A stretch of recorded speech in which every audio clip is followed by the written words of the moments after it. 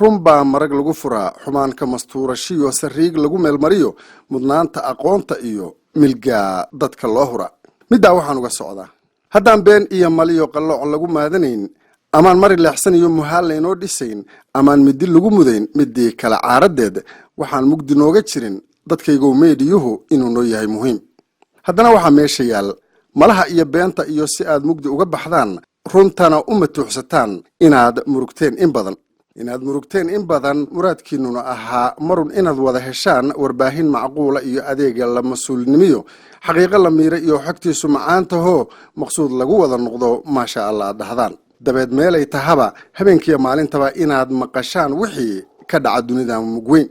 haddana weli maydun garan middaas waxaa diidayoo maankiyo ku xasilo caqligu haddaanse u dego micnaha murtida iyo sheekadiyo waxaan kuu sida markaan magowso bishaaradan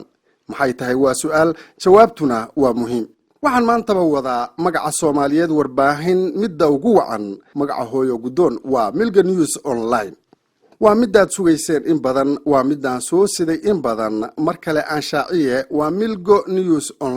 Milga News Online waxa ugu bishaareynayaa bulshooyinka Soomaaliyeed adeeg warbaahineed oo casri ah waa adeeg xirfadaysan oo leh tayo aad u sareysa si buuxdana u dabooli kara baahida warbaahineed ee dadweynaha Milga News Online waa adeeg 24 saacba aan hakaneyn